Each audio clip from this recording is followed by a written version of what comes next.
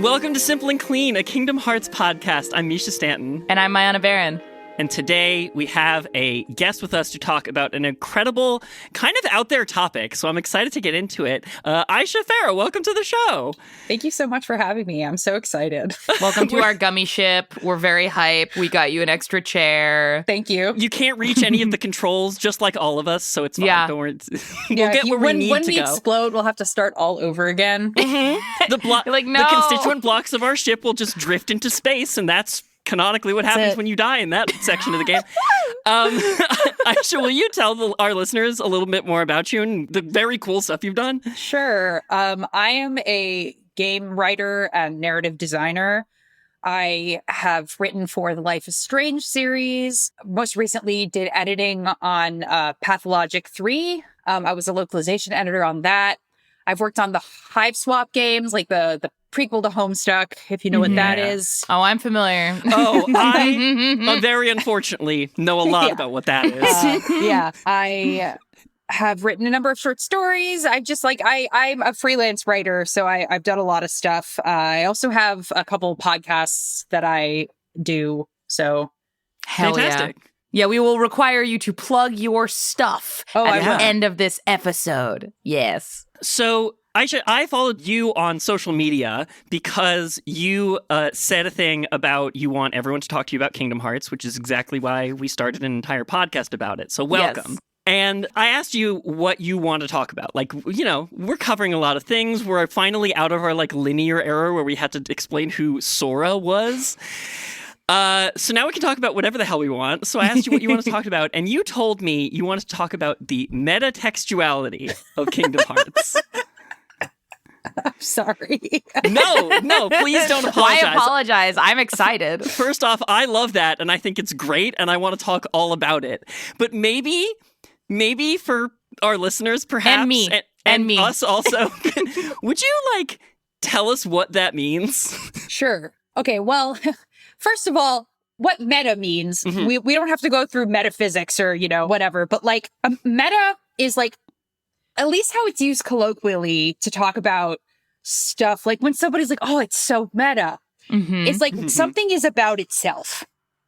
Sometimes people use it interchangeably with breaking the fourth wall, and I don't think that's always true. It can be true. Like breaking the fourth wall is a form of meta, but mostly something is meta when it is aware that it is a work of art.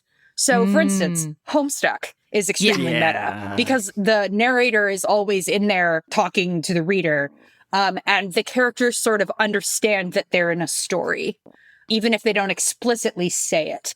Yeah, in Homestuck, I believe, if you'll have to correct me if I'm wrong, they're in a story, inside a story, inside a story, inside another story?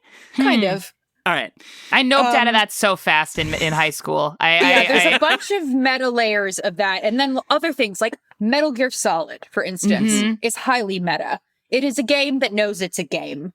Like the characters, especially the end of Metal Gear Solid 2, where everybody's turn off the game console right now, Raiden, that kind of stuff. Or when it scans your N64 cartridge to be like, someone's been playing Banjo-Kazooie. Yes. I see you've been playing Super Mario Sunshine. Yeah. Or in order to trick that boss, you have to unplug the controller and plug it back in. Right. Yes. To confuse his psychic powers. So yeah, that's metatextual. The most meta thing that I've probably worked on recently is Pathologic, which is a story that has a framing device that it is a play. But also, it is a play in which you can talk to the game developers. Also. Oh, okay. So it's like a play that's being put on, but also it's a game being played by children, but also it's a video game.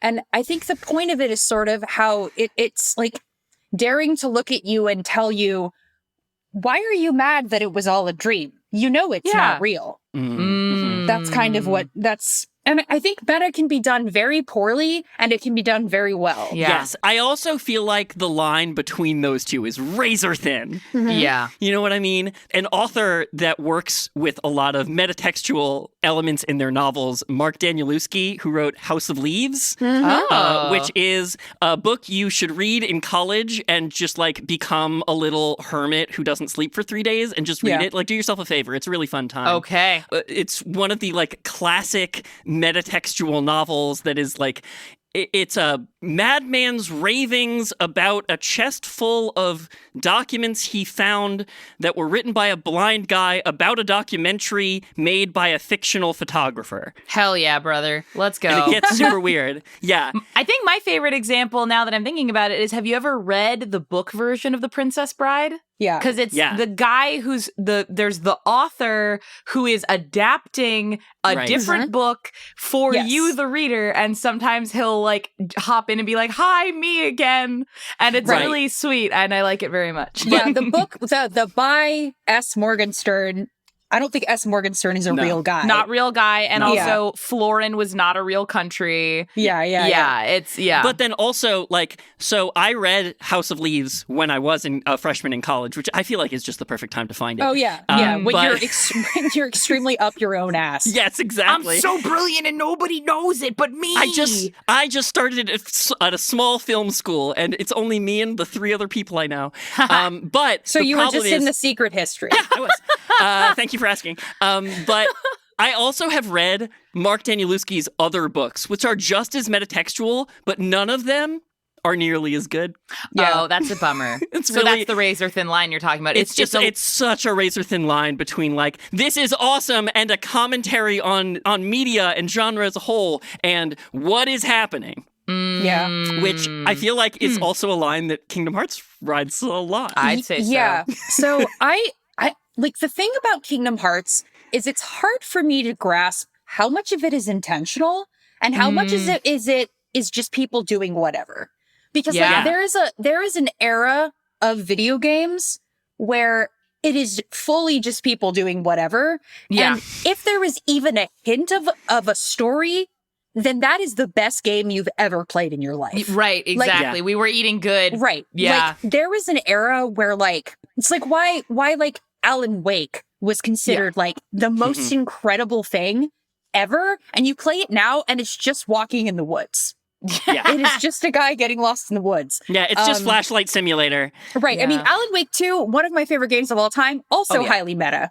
But Alan Wake 1, fully just a guy in the woods. But for the time, there had never been anything like it. Groundbreaking. Okay, so you are clearly a video game connoisseur. Yeah. So I want to pause just a little bit and ask you, like, what's your relationship to Kingdom Hearts? Like, when did you find it? How have you played it? How does it fit into the rest of your gaming life? Kingdom Hearts is the first video game I ever got obsessed with. Really. Yeah. Like, I mean, it's not the first one I ever played. Well, actually, no, that's not true. The first video game I ever got obsessed with was Grim Fandango. I played it with my dad. Go. When Also I was, like, a really good choice. when I was like 11 or 12. Mm-hmm. But Kingdom Hearts was really the first RPG, like JRPG that I ever played. And it's an action RPG, but it has RPG elements. Yeah. So I've literally just seen it advertised. I was probably 12 when it came out. Same. 11 or 12. Mm-hmm. Yeah. And I had seen it advertised on the Disney Channel. Yeah. Yep, same. We all saw the same ad. Yeah. We're gonna have to track down whoever made the ad. We're gonna have to track down that person. It's crazy that the Kingdom Hearts ad on Disney Channel was the children's monoculture. It really was. It's crazy. So I literally, like, I think the tweet that y'all found me is Kingdom Hearts a good game? No. However, am I forever chasing the high that I felt in my body the first time I booted that game up on the tiny CRTV television in my mother's basement when I was 12 and first saw Sora watching himself fall from the sky? Yes. I in all of my work, that is what I'm chasing. Yes. Really.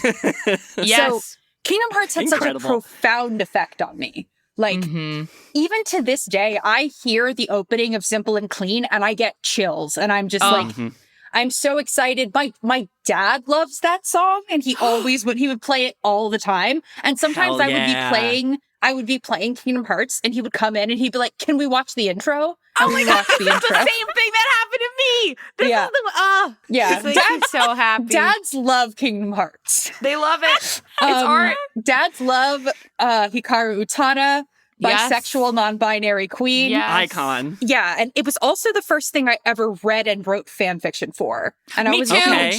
a huge fan. We're the same person. Yeah. So like it was literally like when I was 12 and I was like, so my friend told me about fan fiction because we were talking about Kingdom Hearts. And I Yes. went on Okay. and I was like, what is this being gay thing? I've Yes. never Ooh. thought about this. That's Incredible. crazy. Ooh. Let me look into this. Let me I mean, it's research well this. documented, the writing fan fiction to being gay pipeline. Yeah, classic. So it just had a really profound effect on me, and it's kind of weird, like how well I know that game, even though I really don't ever think about it. But it's just sort of in my DNA. It's inside, as they say in the Lion King musical. They live in you. Yeah. They It live lives in me. Yes, it does. In every creature, in every star, There's two girls and a boy inside all of inside us. all of Yeah, us. that's so true. That's really true. So wait, what was your fanfic? What was the pairing? Oh my God, yeah. Will you divulge? I'll share too, so that you're not Okay. alone. I mean, I can't really remember. I think it was Sora Kairi at first, and then when I like developed more taste, it became Sora Riku. There you go. Yeah. And then Roxas and Axel, of course. Oh, great. mhm, Yeah, mhm. classic one. Okay, Mayanna, what was yours? I wrote 7 Minutes in Heaven, choose your own adventure fan fiction where all of the Kingdom Hearts characters are at a party and you can pick which one you want to make out with in the closet. I love that. So it was like reader fic? Wow, Yeah, you it was reader fic. You were so advanced. You were really advanced because that's what the kids right now. Mhm. I didn't realize that either because I had, and this was the other crazy thing, I had read a fan fiction about like it's you live on Destiny Islands with the characters or whatever, and like the 3 boys show up at your apartment and they need to hide from the Heartless or whatever, and then you had to Whoa. choose like which one of them you wanted to hang out with for the afternoon, and I hung out with Riku, and then that fan fiction made me have a crush on Riku because he was so nice to me. At the theme park where we decided to spend the afternoon. That rocks. I'm going to tell you, I don't think Riku would be a good date. No, I'm gonna tell you that. Well, maybe He would. He would just be talking about the darkness. Yeah. Well, can I tell you, here's how they characterized Riku that made me Okay. have a crush on him. Is Okay. he was always super moody, and like Roxas and Sora were way nicer, but I was like, I don't hang out enough with Riku in this fan fiction I'm reading. Let me like give him the afternoon. And we go on the teacup ride, and then you get dizzy and you pass out, and then you wake up and he has your little head on his lap and he's protecting you classic. while you sleep. Classic. And I was like, wow. Yeah. Mayanna, it's just so clear to me in this moment why you play and write all the video games that you do. Yeah. That's just everything you love, right? That thing. Wow, incredible. We That's did it, amazing. Joe. We cracked it. Mine was I was a moderator on a fan forum for Kingdom Hearts for a really long time. Hell yeah. And a good buddy of mine, it was in charge of the roleplay forum, and we ran this like massive sprawling text RPG where we were all different Keyblade wielders on different sides at the Keyblade graveyard. Basically during the war, I think. Sick. Yeah. Anyway. Incredible stuff. I just We had to do a fanfic tangent for vulnerability. I didn't want you guys to feel like I was going to ask you and then be like, moving on. So the reason I thought of the metatext thing was because I was hanging out with a friend and we just like got on to the topic of Kingdom Hearts, and he had never played it and he'd never even seen the opening. And I was like, oh, Whoa. we're watching that shit right now. Life-changing So I like moments. pull it up on YouTube, and he was like, Aysha, is this where you get your obsession with meta from like being a child watching Sora watch himself fall from the sky? Oh. And I was like, you know what? It might be. That's because it's crazy. Yeah. Because like the imagery in that opening is still so good and intriguing. And I think it implies a much more interesting game than you actually get.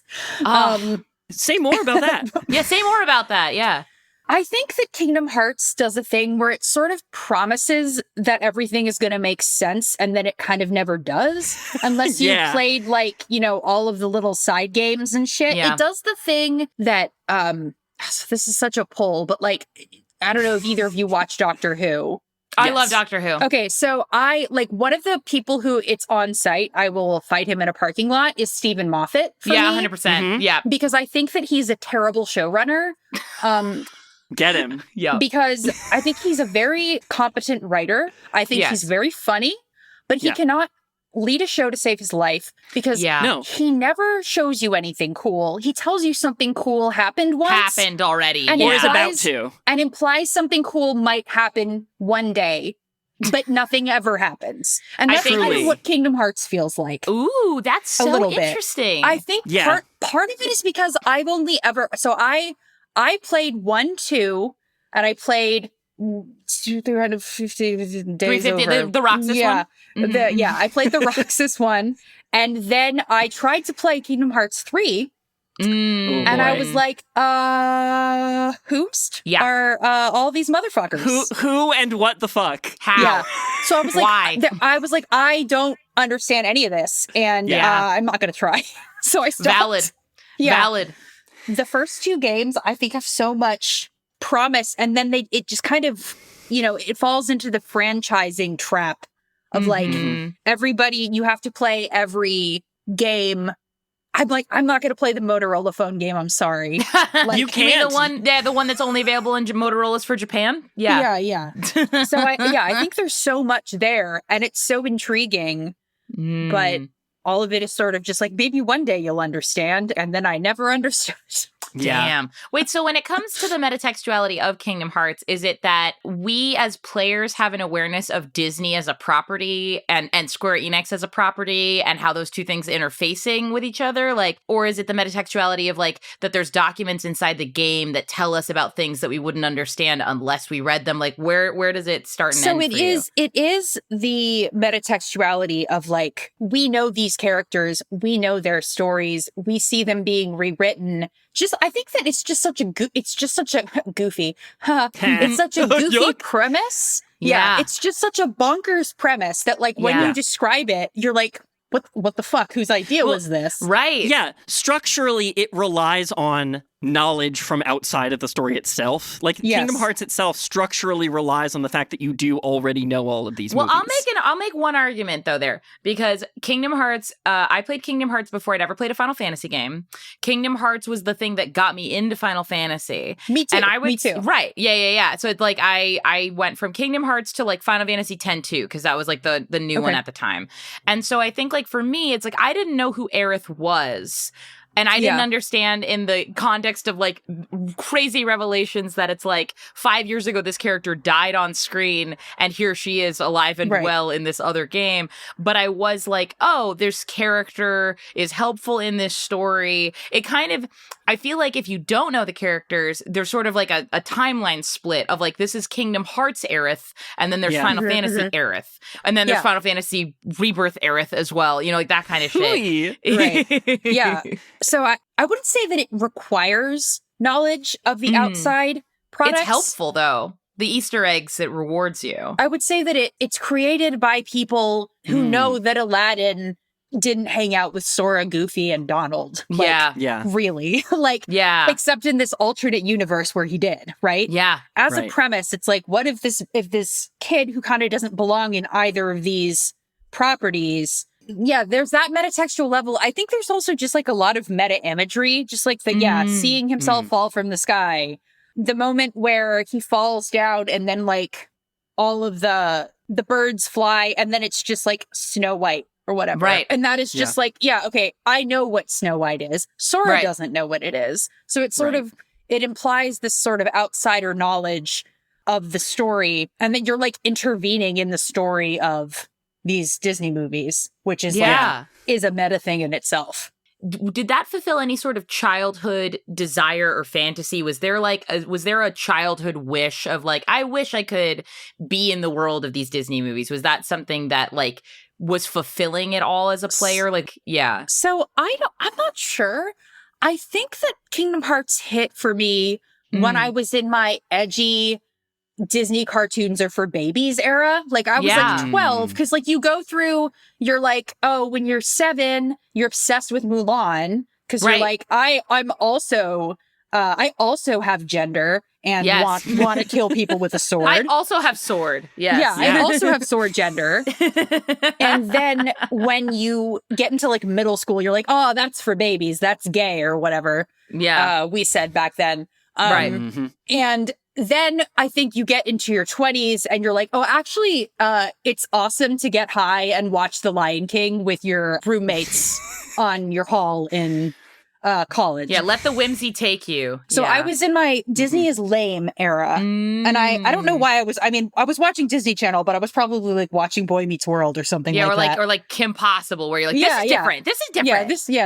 This is not like the baby Disney. So See, Mom, they let Kin have responsibilities. right. Also, one interesting thing, actually, is that I had never seen The Nightmare Before Christmas when I played Kingdom Hearts. Because I was not a Nightmare Before Christmas kid. Yeah. I was like a Mulan kid. Yeah. Okay. Mulan and like Pocahontas kid. There you go. Okay. Yeah, so I saw it later, and I do love The Nightmare Before Christmas. Back before that man fell off hardcore. I agree. There's also a metatextual element to Nightmare Before Christmas, because like the fact that they live in a world where all of the holidays have their own like dimension and can interface with each other. They don't really discuss how the world breaking, like, because when you're in Kingdom Hearts, in Nightmare Before Christmas, in Kingdom Hearts 2, you go from Halloween Town to Christmas Town. Yeah. So you world hop twice, but then they also have Space Paranoids in Hollow Bastion / Radiant Garden. So maybe it's not that crazy. Yeah, you go into the Winnie the Pooh book. Yeah. Too. There's so, like, worlds inside worlds inside worlds. Yeah. It's worlds all the way down. Yep. Goofy as a turtle all the way down. Yeah, exactly. I love Goofy as a turtle. Me too. We talk about that all the time here. It's like they liked Goofy. it so much they did it twice in two different worlds, and it's great both times. It's great. Goofy and Donald actually are one of my... I know a lot of people hate Goofy and Donald in Kingdom Hearts. They're like, oh, they're worthless. I think they're one of the best parts. I think they're really fun. I think that actually Goofy and Donald in Kingdom Hearts are relying more on the audience's perceptions of them outside the game than other characters in the game. Absolutely. Because we talked about this on the Goofy episode too, but like if you took away the fact that guy's Goofy and just made him like a Final Fantasy character, I would really like that character. And the fact that he's Goofy from Disney cartoons is kind of weird, but like Goofy and Donald are legitimately fun characters in Kingdom Hearts. Like there's actually like drama, like where they like leave Sora to like follow the Keyblade with Riku. At least in the first one. And then you have to do like one of the hardest boss fights of all time. Wait, Aysha, I just realized, so you didn't play Kingdom Hearts 3, right? No. So you don't know about the Kingdom Hearts 3 moment between Donald and Goofy. No, do they kiss? No, I wish. That would also be good. Actually, would be great. I don't even want to tell you now. I just want to say that yes, it's that they kiss, and you don't. That's all. Okay, good. All my fan fiction come true. There Excellent. you go. They always conveniently remove Donald and Goofy from the fan fictions, and I think that's smart. Well, if you want those are in separate sections of AO3. Yeah, there you go. Yeah. There you go. Because Goofy is a dog, right? But he's like got a dog. Yep. So does he have like a human pet? Yeah. We talk about this too. As do many of us, Aysha. Yeah. That's not weird. That's true. That's completely normal, right? Anyway. It feels like this overwhelms the senses though when you think about it for too long. But to the point you just raised as well, because we talk about this a lot on the show, which is like when we did our recap episode of Kingdom Hearts 1, Oscar, who was our guest, was like, what is Kingdom Hearts really about? Like, yes, it's about like this boy traveling to these worlds and like defeating the darkness, but we've come to the conclusion, or we feel like the I guess the meta narrative of Kingdom Hearts is the messy transition from earnest childhood / preteenhood into the angsty, dark, confusing world of angsty teenagehood. Yeah, that's actually a really good pull. Yeah, I think adolescence is a good approximation of like what that game is about. Like the sort of like you're playing with your friends on an island and everything's very simple, and then your gay friend wants to eat like a starfruit with your other friend, and then I don't know. And you're like, why would you do that? I'm right here. But there's also I'm not sure exactly how much of Kingdom Hearts is about this, so much as it wants to be about this. Yeah. Like to your point of like the game it promises versus the game it delivers. Right. But I do think there's also a portion of Kingdom Hearts that wants to be about the nature of storytelling. Yeah. That takes all of these stories made by Disney, which are supposed to be archetypical and classic, or that's what Disney would like us to believe. Right. And puts them next to each other and shows you how they're similar, and puts an original character next to those and says, this kid is a hero in the fashion of these other protagonists. And also, like, that the Final Fantasy characters, like, are all mixed together, showing that, like, this anthology, it's about the nature of storytelling, even up to the point where, we'll see, but supposedly after the arc ended with Kingdom Hearts 3, which was about, like, the light versus darkness spectrum, Kingdom Hearts 4 is supposed to be about the fiction versus reality spectrum. And that after the story, Sora, like, died and fell out of the story and into the real world. God, they're making it even more meta. Right, Yeah. so exactly. So, like, the fact that they're pointing to Kingdom Hearts 1 to 3 and all the side games in between and saying, like, that was a story and that's part of the story now. Like, that's the... I didn't want to jump right to that, but I feel like that's the most overtly metatextual element of current Kingdom Hearts. So they're doing a reverse isekai? Yes, they're doing a reverse isekai. That's so crazy. Allegedly. We don't know anything. You know, we won't know till there's till gonna be Mickey on a chandelier and a rotary phone. That's what I know. Yeah, those are the only pictures we've seen. They did one kind of teaser image with a bunch of smaller images inside of it, and we know that, like, Sora's home base, or at least the thing from the trailer, is like a place that looks a lot like Shibuya in Japan. That's so crazy. Yeah. It's just like Kingdom Hearts Persona edition. It kind of is. Well, that, or like The World Ends With You, which was the other property that Nomura made, where, it's like, I'm in Shibuya, but only certain people can see me. Right, and everybody looks like Kingdom Hearts character. Everybody gets big exactly. feet, big shoes for some reason. Sora has normal-sized feet. It's now weird. He has normal feet. It's weird. Now he has weird. normal feet. Well, that, and also there was I saw, like, fan speculation about, like, Sora's costume was, like, super colorful in Kingdom Hearts 1 and has increasingly incorporated the color black to more and more levels of severity. Because he's a moody, edgy teen. Yeah, he's moving into maturity. Yeah. So Haley Joel Osment has got to be, like, 50 years old now. Yes, yeah. He's still voicing Sora, and he loves voicing Sora. He loves it. He loves it. He talks about it all the time. But he's good.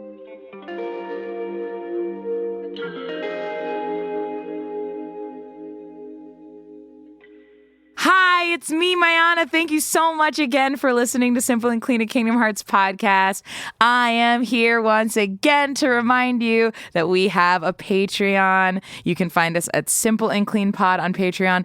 Y'all, it's really fun making a podcast show, but also it takes a lot of effort and passion and time. And one of the ways that you can help support us in this endeavor is by supporting us on Patreon. We are asking you for a little bit of your hard-earned money if you have the capacity to share it with us.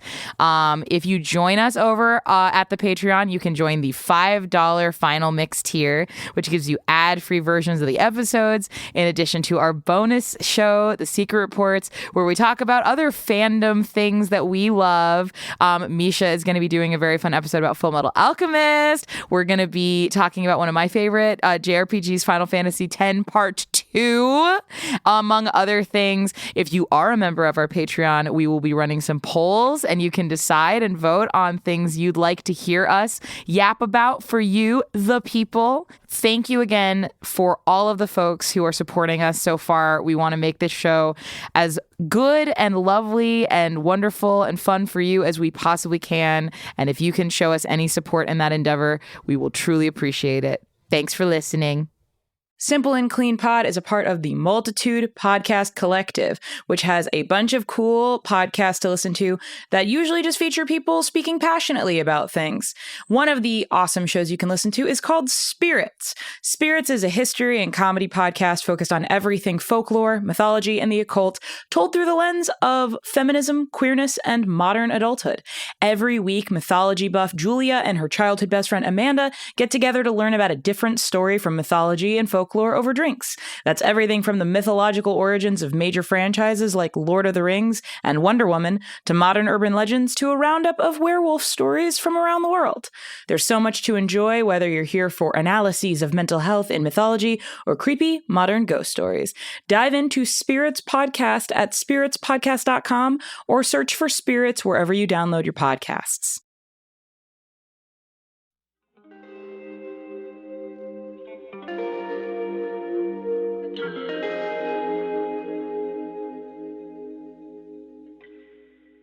But so, obviously, ever increasingly, this story wants to be about storytelling and about these stories and about juxtaposing the stories next to each other. I think it also wants to be about personhood, especially Kingdom Hearts 2. Yes, about what does it mean to be a person, I think it just doesn't... It sometimes feels like... So I saw like a post that was somebody describing how the Wachowski sisters make a movie. And they say, remember, all ideas are good ideas, and then they high five. And that's kind of what Kingdom Hearts sounds like. Like, they just, every idea they had, they put in the game. And they're just like, just ship it. Yo, actually, Wachowski sisters directing a Kingdom Hearts film would go off. That would be incredible. With like the new Speed look Racer. At Speed Racer. Yes. How colorful it was. Ahead of its time in every regard. God. Yeah. That would legitimately slap so hard. Right. So I think that there's just like, but every game I play, including Baldur's Gate 3, which I have played for like 300 hours. Same. I'm like, do less. Do less. There needs to be less in here. Whoa, okay. And when they're like, oh, our next game's going to be even bigger, I'm like, do less. Yeah. Like, everything needs to have like 20% chopped out of it, is my opinion. The bigness becomes like insurmountable at a certain point. So I guess like for Kingdom Hearts at this point, from your professional lens, like what could it do to parse down? Like if you're the doctor, what would your diagnosis be? I would say, let me make a Kingdom Hearts director's cut where we cut out like 80% of the story and just focus on a couple things. Ooh, okay. And then make the battle system not bad. What are like the key, what are the pieces that can't be cut out? What are the things that are core? So I think my favorite part of all of the games is the Twilight Town section. Okay. With Roxas and like the sort of like suspended animation that he's in where like Axel is coming to talk to him and being like, hey bro, I love you, except haha, the simulation. I don't. Yeah, the simulation, I think the beginning of that game is really strong. And I think that Organization 13 is a really interesting idea that, of course, doesn't really go anywhere. And you're kind of like, why did he do this? 15 reasons. Yeah. What is the nobody? Well, it depends who you ask. Well, you could ask us. You could go listen to our episode, What is a Nobody? Yeah. Oh, cool. Okay, I will. Then I'll know. But I think the concept of nobodies, I think the concept of like, even the question of like, what is Kingdom Hearts? Like, how is a Heartless made? Yeah. It's like, it kind of, the game like doesn't know. It like changes its mind multiple times. It does change its mind. mind. Every time it changes, it gets less interesting to me. And they'll reveal it in a way that was like one character lying to another character, but in a way that it makes it so obvious that the writers changed their minds backstage. Yeah. It's like that lie wasn't part of the plan. That's just a different thing. Right. Yeah, I think I would like cut out most of Kingdom Hearts 1 and focus on Organization 13 as like trying to do something specific. Yeah. Like have them doing what the Disney villains are doing in the first game. Yeah. Even though the Disney villains are fun. The Disney that's villains one of the best fun. parts. I think the thing that kind of, it's not sad, but it is interesting how over the course of the games, like, you see less and less of the Disney in it. And it becomes more and more of its own IP with its own original characters. Well, and in 2026, you know, there's like, I mean, the games industry. I don't know why I'm the one telling you two that it's not doing great. But like, you know, IP iteration since 2003, like you can take a little bit more of a swing with an original IP and trying to just make a game. Also, I think that one of the problems that I think reason that the Disney stuff gets less and less, and actually probably one of the biggest problems with the game, is that Disney has very, very tight control over their IPs. Yeah. Of course. So there are certain things the characters can't do. So if you want to tell an edgy teen story, an edgy Final Fantasy story, and Final Fantasy has been getting increasingly edgy. Like the latest Final Fantasy game was rated M. Yeah. It wasn't very good, but it was rated M. It's hard to put the Disney characters in there, like, because then, you know, you can't have like Hades saying a slur or something like that. Well, that is very true up until a few years ago when Disney was like, our media empire is growing too large. We must find a way to incorporate mature content into our brand. You know, now like Disney presents Andor. Deadpool and Wolverine. Yeah, Deadpool and Wolverine. You know, so Andor, which is like one of the best shows of all time. Andor actually good show. Yeah. I'm like not really even a huge Star Wars fan, and Andor was really good. Neither am I. So you know who is Namura? Yeah. Well, right. So maybe now is the time where Kingdom Hearts can have Disney and still be allowed to be edgier. Yeah. Like even like now that I go back and think about it, it is extremely shocking to me that they let Mickey be in Kingdom Hearts, especially as like goth Mickey. Like, that is really shocking to me. They've always been extremely careful with the Mickey IP. We've talked a lot about this, too. It's like even going from Kingdom Hearts 1 to Kingdom Hearts Chain of Memories, which was like the second game in development. You see how in Kingdom Hearts 1, they were like, Mickey can only show up once. And they do it in a very particular way, obviously, at the end of Kingdom Hearts 1. And by the time they even get into development on Chain of Memories, he's much more integrated into the main plot. And he's a present character. And then by Kingdom Hearts 2, there are sections of the game where he's a fully playable part of the game. And I think that to me speaks more to like a level of trust that was being developed between Disney Japan and Square Enix, which again, even in and of itself is kind of metatextual if you think about it, because it's like, we're going to add this narrative element based on the interpersonal relationships that are happening and the trust that I presume is being developed between shareholders at these two companies. Yeah. I mean, two classic, very difficult to work with companies. Maybe that's why they're best friends. Yeah, they love each other. They hug and kiss each other. But I think that the level of tight control that they have on their IP and just trying to make something cool that you can market to kids, but also teens want to play it. That is a really hard needle to thread. Yeah. Oh yeah. Absolutely. And I remember me and all my edgy friends, my edgy emo friends in high school loved Kingdom Hearts. Like we were obsessed with it. So they were doing something right. And then because of Kingdom Hearts, I got into Final Fantasy X and then played all the Final Fantasy games. 7, which is my favorite. Oh, it's the greatest. It's so good. But it really like Kingdom Hearts is what really, really got me into like JRPGs and stuff. Do you guys want to come on like a fun mind journey with me? Yes, I would love to. Believe in a shining future and a possible world. Yes. Imagine it's finally here, the year that Final Fantasy VII Remake 3 and Kingdom Hearts 4 came out in the same year. Wow. And they both came out and they were good. Yeah. That's cool. I have like really that. complicated feelings about the Final Fantasy remake, 7 I'm remake. Sure. Because I have complex feelings with video game remakes in general. Like I liked the Silent Hill 2 remake. I thought it was very well done. But I think from its the very nature of a video game remake kind of implies that you can just like upgrade a game like it's a cell phone. Like that it's not a work of art that was created in a time and a place under a certain set of circumstances. And all of those things come together and you need all of those things for the game to be what it is. I think that's a huge problem at the intersection of games as art and games as software. Yes, or games as games as toys. Yeah, games as toys, but games as software particularly. That like software is a thing. Software is an upgradable thing that like is always trying to be optimized for the latest hardware technologies, and like games exist within that, but also like works of art do exist in time, even when you try to be timeless. Right.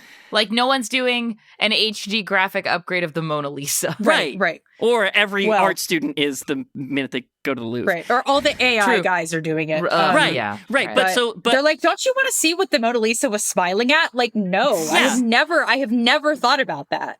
But as a fellow actual fucking artist, I do believe that works of art exist in time and say something to the time. Like, you can't help but speak to the time you exist in. So games trying to do both of those things, like, obviously Capital prefers a more perfect product. Right, of course. Which art never is. Well, it's also interesting that one of the things that we ask ourselves in games is, what would the player want? Yeah. What would the player want us to do? How do they want to feel? Any other kind of art, people would call you a sellout for asking that, right? But that is like one of the most important elements of games is player control. I actually love games where I could tell the person who made it hates me and wants me to die, which is why I like Kojima so much. There you go. Because you can tell he hates his fans, which I think is great. He should hate us. But so the FF7 remake, actually, I think that there's literally like a clip of me from a Twitch stream playing that game where I like got so mad because I saw that in like Midgar, when you're like in the lower city or whatever they call it. Sector 7. Yeah, Sector 7. I've been playing too much Baldur's Gate. You're good. Everything's lower city, upper city to me. You can go behind somebody's house and see the AC unit is like spinning. It's like working. And it made me so fucking mad. I was like, why did you... Somebody spent weeks of their life making this, and it's just so meaningless. Like, why...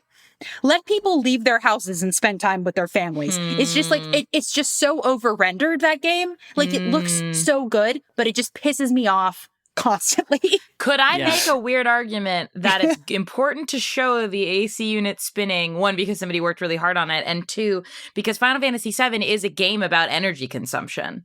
I mean, okay, yes.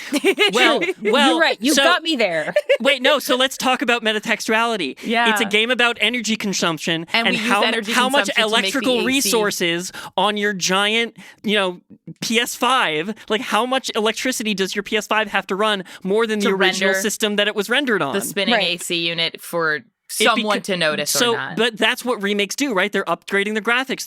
They're utilizing more and more resources. They are. The planets die in cloud. The live stream. Remakes become about the energy consumption. But I will raise you this as well. I agree. You nailed it. No, but Stuck the landing 10 out of 10. I would have nailed it if the game was explicitly about that in the text. 100%. But I'll make this argument about, like, we've gone way off the rails, but I think it's a okay. conversation. I have a question to bring us back in a little bit. Before we do that, I would say the purpose in, I would say, a remake is that for a swath of people, specifically generationally, who may have missed the boat on experiencing a story like Silent Hill 2, and there's something to be said about, like, hey, we need to be able to, like, experience things in a level of discomfort. Yes. Not everything should be built to our, need for HD graphics and ray tracing. But, like, I would be remiss if a generation of people missed out on the very powerful storytelling present in Silent Hill 2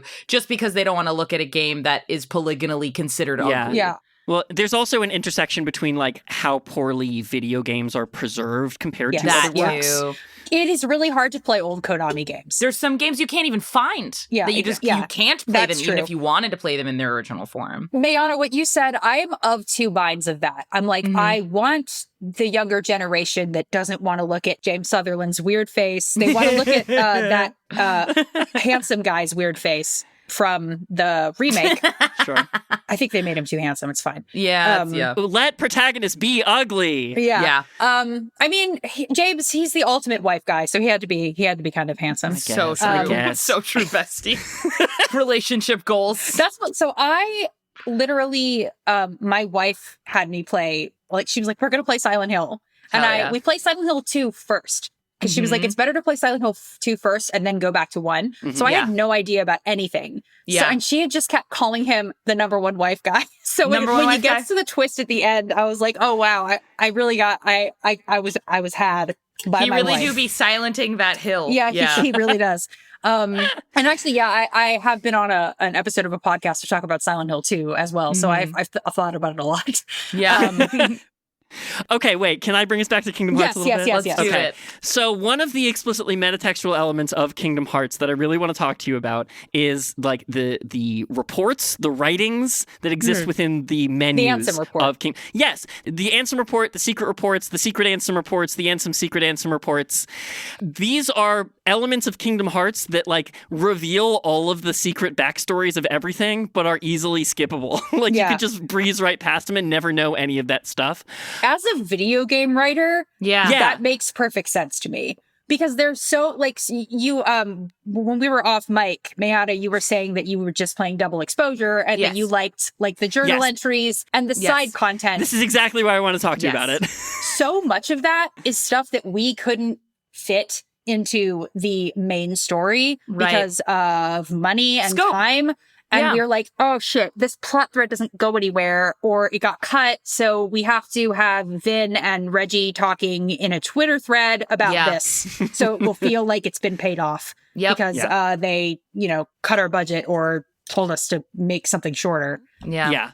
I'm the kind of person who loves digging through those little things. Like, I read the entire Twitter feed from Spider-Man. Like, I love digging into the little reports and all the, like, every single audio log in BioShock. I ate those things up. And then when I realized that I could move while they were playing, I was like, oh, I don't have to be wasting all this time. So funny. Yeah, double exposure, there's literally, like, a couple characters who are banging each other that you can only get from reading their Twitter, their Twitters. And I missed that. I got a vibe, but I wasn't like, oh, I didn't realize you could fully get them to get back together at the end, because I made out with both of them, and that was on me. That was on me. Right. If Vin is not like Max's, my whole personality is now Max, then he'll go back to Reggie. But yeah. There you go. Well, so how do you feel about the amount of character that you get from Kingdom Hearts' ancillary texts? Like, I feel like in Life is Strange and the Spider-Man Twitter feed, like there's so much character storytelling there, but I feel like, especially in Kingdom Hearts 1, like, the Ansem reports are so dry, and I love that. I love, like, fictional physics and stuff, but, like, not everyone does. So I think a lot of it is language barrier. I'm going to be honest. Like, I think a lot of the writing problems in Kingdom Hearts are problems that I think a lot of JRPGs, I think, have certain receptions in the West just because, like, localization wasn't very robust back in the day. At that time, absolutely. So, like, I'm a localizer mostly now. That's mostly how I make my money, because nobody is hiring game writers anymore except small European studios. Save us, small European studios. Small European studios, save us. Right. So I do a lot of, like, Western market consulting. So I'll have, like, an Eastern European company come to me and be like, can you go through this and tell us if Westerners are going to hate this, basically? Or does, like, this make sense to an American market? Like, what, and I do a lot of, like, I was a localization editor on Pathologic. And Pathologic is an extremely, like, literary game. So there's a lot of things in that it's just like, does this make sense in Russian? Because it sure doesn't make sense in English. And then the guy would be like, no, it doesn't make sense in Russian either. And I'm like, cool. So funny. All right, awesome. It's the notes we're not playing. Yeah. So, and also, like, writing in video games just didn't used to be very good. Like, right? Yeah. It was not a thing that people focused on. It was done probably very fast, probably by a guy who was also doing 3 other things. Oh, 100%. Like, a lot of the times the people who are designing the game, especially on an indie project or a smaller project or, like, a first-time project, are just writing the script because it's just, like, it better than anybody. So it's like, you're the one who can figure out what the narrative gaps are. The guy who played JC Denton in Deus Ex was, like, a QA guy on the team. Yeah. And they just, like... Darian Korb is a composer at Supergiant, and he plays Zagreus. He plays every character. Like, yeah, he does. And Skelly, JC Denton, I was forgetting, like, one of my friends, who also is a podcaster, he named his JC Denton Cramble Grenton, so that's what I almost said. And that's metatextuality, baby. Yeah. So I sometimes feel like I can't judge the writing in games that have been translated to English, especially games from a while ago. Because I'm like, okay, I don't know how this sounds in Japanese. Not that I think that it's probably that much better in Japanese, because the plot would still kind of be bonkers. But like, that and also the Ansem reports, at the very least, again, in Kingdom Hearts 1, are written from the perspective of a character that you have very little insight into until the very end of the game. Yep. And you can kind of... Wry scientist can get you a lot of mileage where you're like, this language feels, not necessarily exciting to me as a 12-year-old, but because I don't really care about, like, spooky mythical science, no offense, Mischa. I'm over here. I mean, I like spooky mystical science, but, like, the Ansem reports, I don't really, like, it was not something I cared about at the time. Like I said, I found Organization 13 a lot more compelling than I found Ansem. Well, because you know them. Yeah. Because they're just a bunch of cunty weirdos with, like, different colored hair. Yes. That describes them to a T. Yes. That's kind of why I find the quote-unquote secret ansem reports in Kingdom Hearts 2 a little more satisfying. Yeah. Because, like, it describes their adversaries' descent into darkness and subsequent, like, return to light.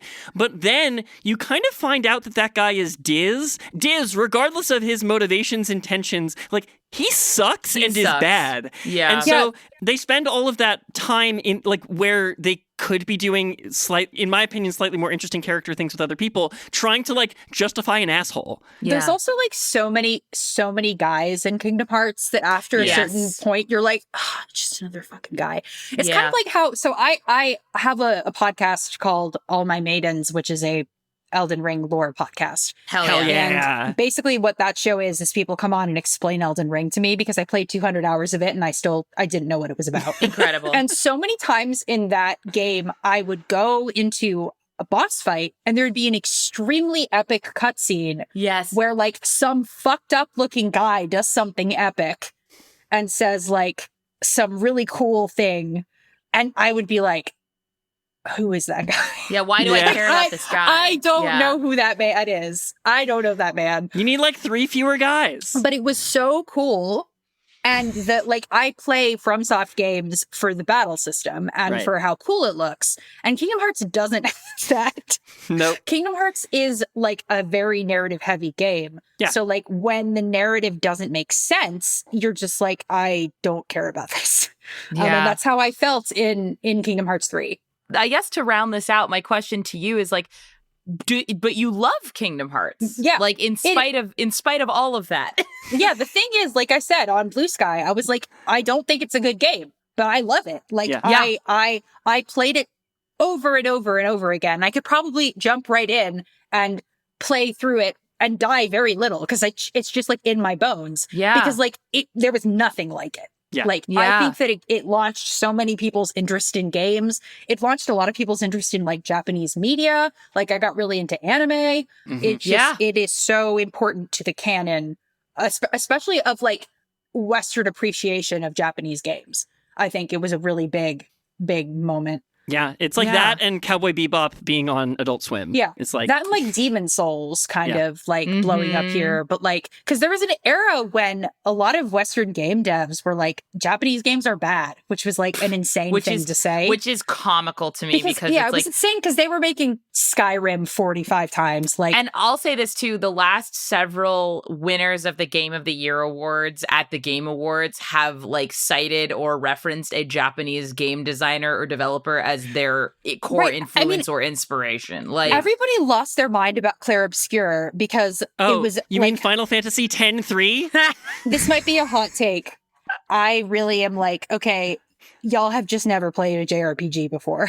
Yeah. And that's true. And to the generational point about remakes, I think that there's a new crop of people who do like the kids crave physical media. Like the kids crave a JRPG, but because it feels, you know, like inaccessible for whatever reason. Inaccessible. I also think there's an element of racism to it too. Oh, that's interesting. I think there is a layer. I think that in this like 2026 America, I think that there is a level of Western chauvinism in this industry that has always kind of been here, but I think has gotten worse. Fascinating. I wish we would just like move on and like things that are cool. Yeah. And I think that Kingdom Hearts is and I mean, we're seeing it now with how like, you know, thank goodness for lots of different social media platforms in which people can express their love and finally find each other, you know, about this game. I think Kingdom Hearts is an important bridge to unite the West and the East, which is literally what's happening in the game. Once again. But like, it's unfortunate that like it did do that job 25 years ago. Yeah. And we need it back to do that job again. We need it, which is why 4 needs to come out. When we needed him most, he vanished. He's coming back. He's coming back. We have to believe he's coming back. I remember like literally the conversation I had with my wife when she told me that she's like, oh, they announced Kingdom Hearts 4. they're announcing Kingdom Hearts 4, I was like, no, I cannot look. I can't yes, look. I can't look. And yes, you can. I've been hurt before. She said, you must. I will say this too. I know that your experience, because I have a track record of convincing exactly one person to play Kingdom Hearts 3, and it was Mischa. And now we have a podcast. And then we made a podcast. I beckon you, if just, if you can, put your pain aside. And there's a lot of it, and I understand. But if you can just like take a gummy, have a little spritzy drink, boot that thing up, pretend like you do know what's going on. Yeah. Give it a little whirl. I think you'll have a fun time. I'll have to try it, yeah. When I'm done playing Baldur's Gate for another 500 hours. I'm trying to beat the Deathless run where you can't die one time and you only have one save file. Valid. I've done that a lot of times. So and by the time you're done, Kingdom Hearts 4 will be Kingdom Hearts 4 will be out. Kingdom Hearts 5 will be out. But have a little like Negroni Spagliato with Prosecco in it, Are the kids still doing that meme? No, I'm doing it. Have a little night, light a candle, just like close the blinds, but have a moment. I promise it's worth Tangled it. World is really fun. Tangled World's so fun. I do love Tangled. I thought Tangled was really good. Tangled is my Frozen. Oh, Tangled's my Frozen as well. God, we are the same person. How did this happen? Yeah, well, this has been Simple and Clean with Mischa, Stanton, and Aysha Farah, and thank you so much, Mayanna, for coming on the show. We are the nobody to each other's. Like, we're Exactly. Who is the nobody and who is the heartless? I think which one's the body and which one's the darkness. Flip a coin for it. I don't know. I won't prescribe either because I don't think we know too much each other. Pressure. We don't know each other well yet. enough to say that yet. That's like the new who's the woman and who is the man in the relationship? Who is the heartless and who's the nobody? Yeah. Who does a little dance and who's a little scampy little insect guy? Who wears like a gay coat? Yeah, which one of them, wields a keyblade? Yeah, is he, Yeah. I've had such a fantastic time. What a ride. Thank you so much for coming on the show. Thank you guys so much for having me. It was really fun. This was riveting. I love to talk about about Kingdom Hearts. What a roller coaster. Just before you go, we want to fill out our Jiminy Journal entry on you. Will you tell the folks what you're doing and how they can find you? Sure. I'm on Blue Sky at Aysha Farah. I also have an Instagram, but I don't really use it because I don't really like taking pictures. I just like as an audio professional, so fair. Yeah. So I have 2 podcasts. One of them is All My Maidens, the Elden Ring podcast. And then I also do a podcast with some other people called Workers Lit, which is a leftist book podcast. Hell yeah. We talk about books. We just did an episode on The Running Man. Oh, hell yeah. And then we're doing The Hunger Games. Oh, great. Excellent. Fantastic. Oh, that sounds so good. Yeah, so those are fun. I have some short story links on my website. I wrote Play Double Exposure, the Life is Strange game. I did, and I had a great Pathologic 3. And now I want to play Pathologic 3, which some folks at my work have played and really enjoyed. So I'm glad. Yeah, it's great. It's fantastic. The thing about when you're a localization editor, you can be also be a fan of it because they wrote it and you didn't write it. So check all that out. Thank you guys so much for having me. This was so fun. Thank you for joining us. Oh my God. I'm so happy. My heart is so light. Yeah, this was really spectacular. All we want is to make new friends because we all love Kingdom Hearts together, even though it's kind of not a good game. This wouldn't have happened if not for Kingdom Hearts, and that's magical. That's so truly true. That's a magical time. And so we'll sign off the most magical way we possibly can. May your heart be your guiding key. Hell yeah. Bye.